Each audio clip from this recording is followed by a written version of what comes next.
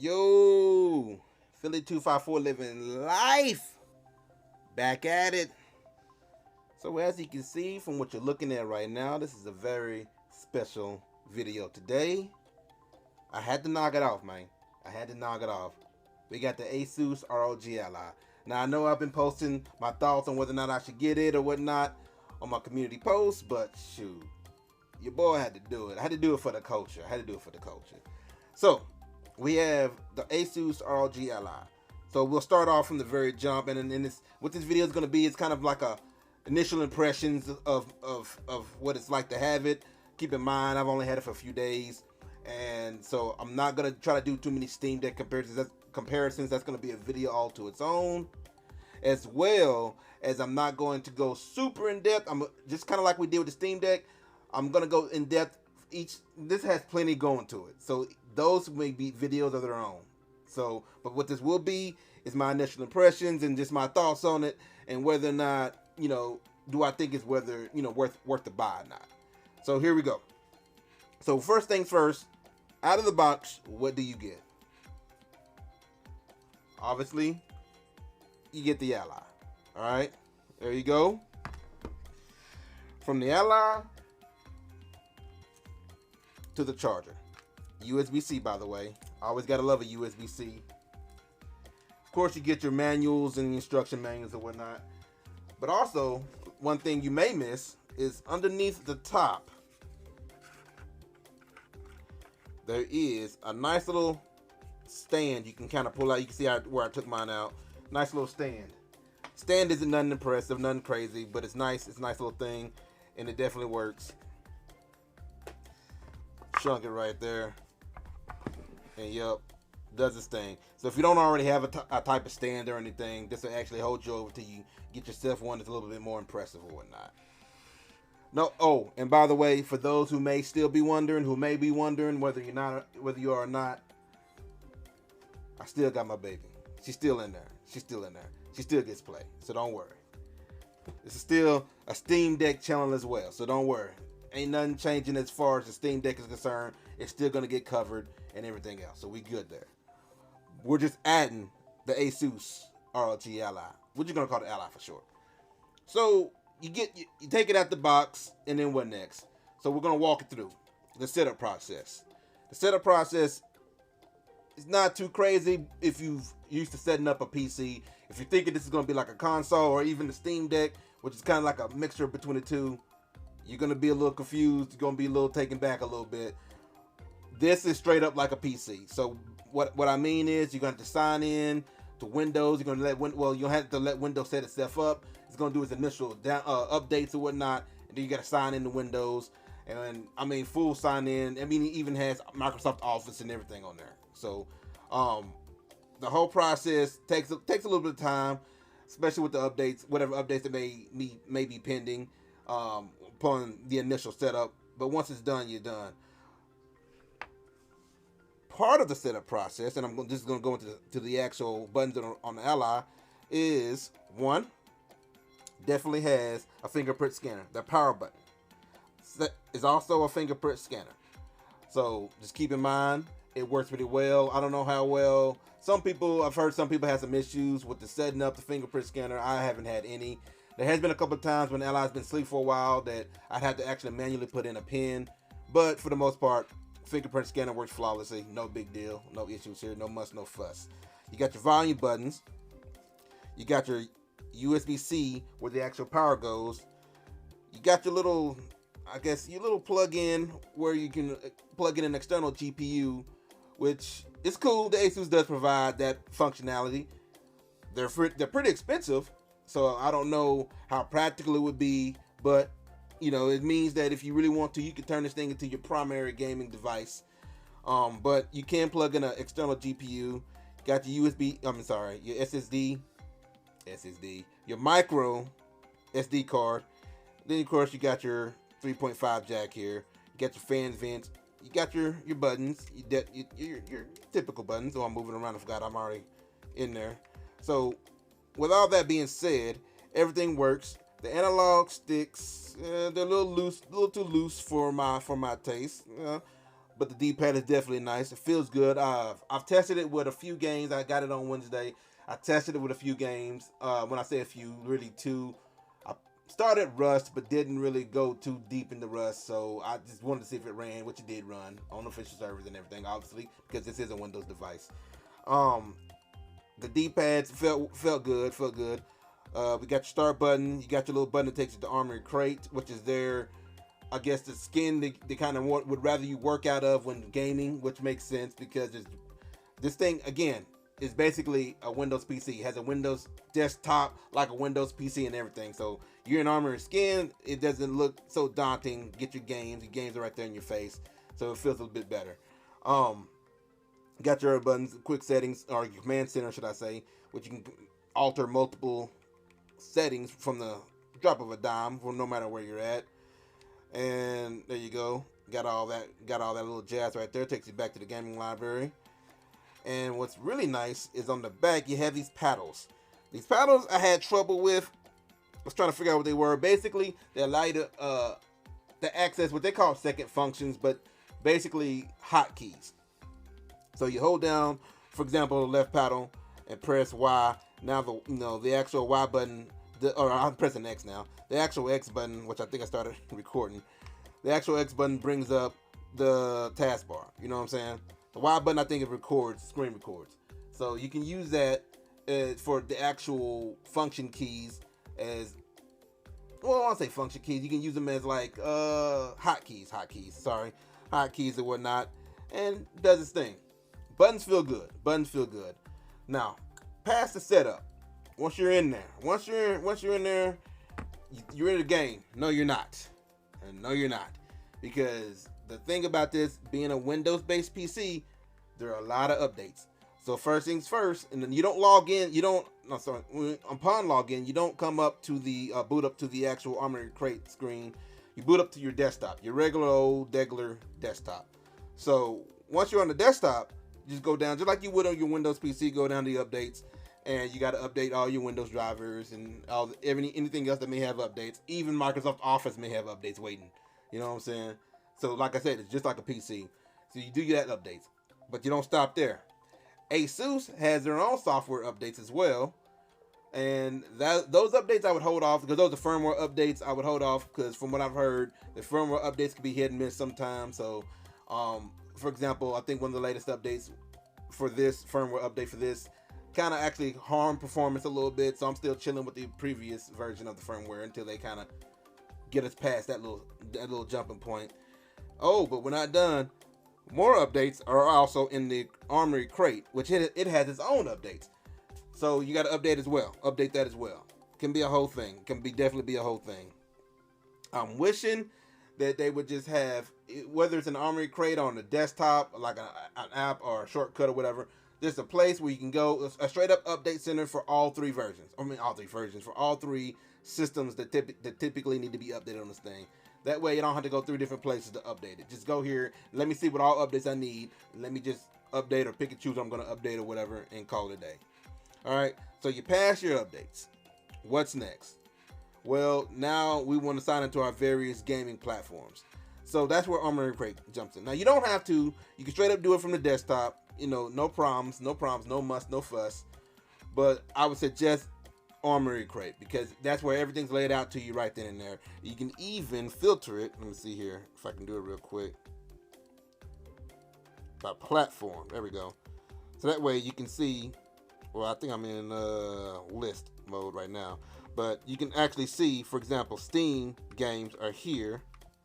And then we got, which I don't think I have anything else listed on downloaded. So there's nothing for me showing. But it'll be listed by the platform. For example, you'll see your Steam games under the Steam section. You see your Xbox Live games under Xbox Live. You see Epic games under Epic and all that fun stuff. That's cool. I like that.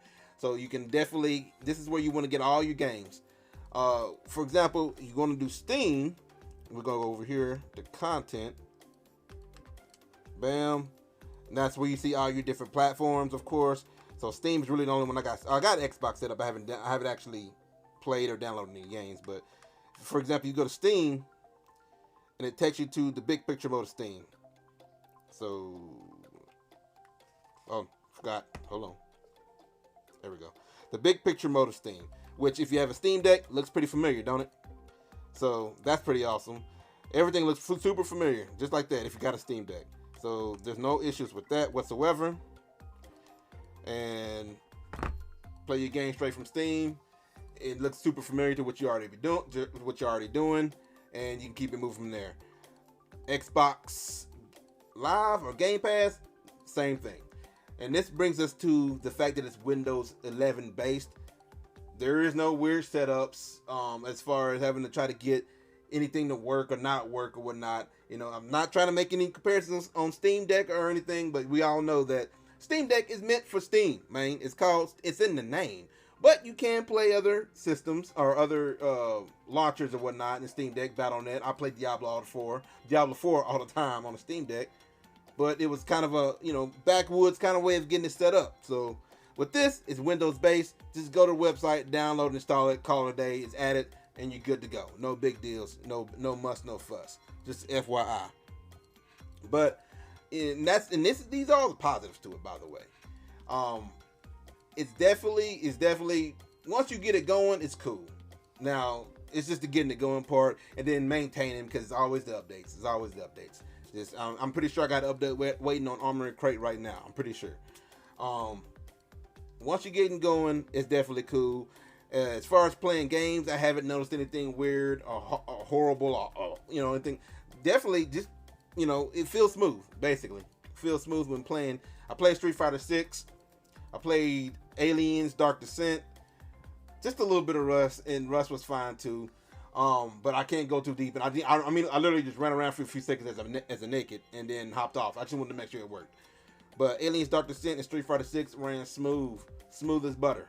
You know what I'm saying? So no problems whatsoever on both of those. I had fun. I've been playing it. I'm gonna get deeper into all the different settings and whatnot that definitely impact gaming, improve gaming, recording the screen. It has a built-in screen recorder. All that fun stuff in further videos. I will note, as far as the button layouts, I did not like these guys right here. I accidentally hit them all the time, man. And when you press, for example, I'm playing Street Fighter 6. I'm into it. I'm doing my thing, and I meant to, press medium punch, which is why I press medium punch. But at the same time, my finger just kind of presses in on this little back paddle here. Well, because I'm not in gaming. So that brings up another point. Your profiles. You can go to gamepad, desktop, and auto. The profiles actually control what buttons do what. And desktop is more tailored to actually like a desktop. You move your mouse around and everything.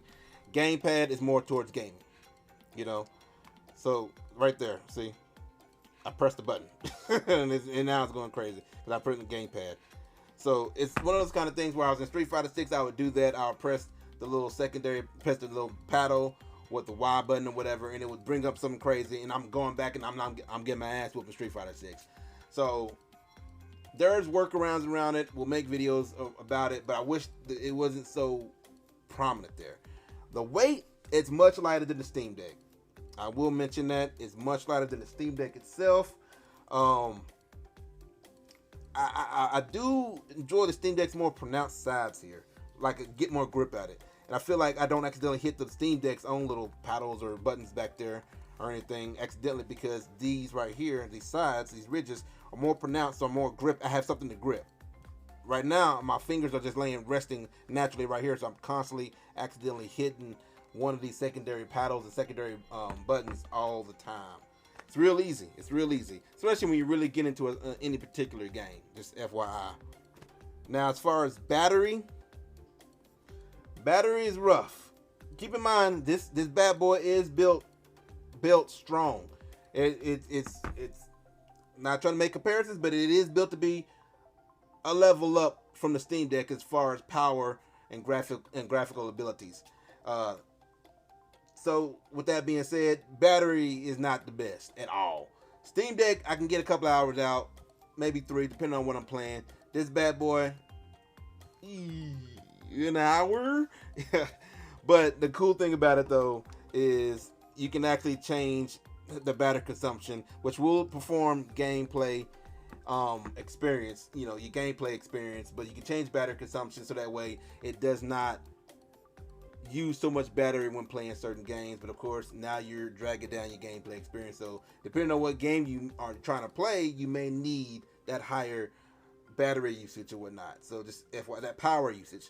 So just FYI, the screen itself is actually pretty cool. It's 1080p, and the touchscreen is super responsive. Super responsive. I'm pressing that like I'm actually doing something, but it's super responsive. The keyboard is amazing. You can type on the keyboard pretty much like you can on your phone. That in itself is awesome. We all know Steam Deck is great, but that touch screen sucks. You can't really type nothing. This bad boy, you can type all the time, which is cool because the fact it does not have any trackpads could have been a problem, could have been an issue. And that was the Steam Deck's saving grace was, although the touchscreen pretty much sucked, trackpads made it so much easier to navigate on the screen. You know, this doesn't have a trackpad, but because the touchscreen is so amazing, I don't have any issues actually pressing anything. Let's go back to big picture mode. Just like that. Back to big picture mode. Steam Deck, that might have been a problem. I might have hit something else. So I'm saying. So just FYI. I got like a little message here. What I'm talking about. My man Cherry Man, I see you. Steam Deck and Asus ROG Ally. I will do a comparison video, but I will say this one more time. Steam Deck is not going anywhere. It's not going anywhere. It's definitely, this channel is still dedicated to Steam Deck. This channel is also now dedicated to the ROG Ally. So how will I handle my videos? Like, how well does it play and whatever and whatnot? Well, basically, I'm going to probably break them up in two parts. First half will be about the Steam Deck or the ROG Ally, whichever one I choose. And the second half will be about the other. We'll show how well it plays on one, and then we'll discuss how well it plays on the other. Because that way, if you have one or the other, if you're like me, you got both, you got an idea how it works and how well it plays. I'm keeping it real. We'll try that out. I really don't want to do two separate videos about, for example, the same game, Street Fighter 6 or whatever. Just different on a different, I guess, handheld. Which, honestly, playing games, the difference isn't night and day versus Steam Deck and ROG Ally. There are some improvements, don't get me wrong, but I'm just saying. So I'm just gonna probably basically do one video and break it down. One half about Steam Deck, one half about the Ally, and we'll call it a day. Now, if you like more Steam Deck and ROG Ally, I heard me saying ROG earlier. I told you, I said it in my head all the time. ROG Ally news, reviews, walkthroughs, tutorials, gameplay, lives. Like and subscribe. Cruise through the playlist. And I'm out.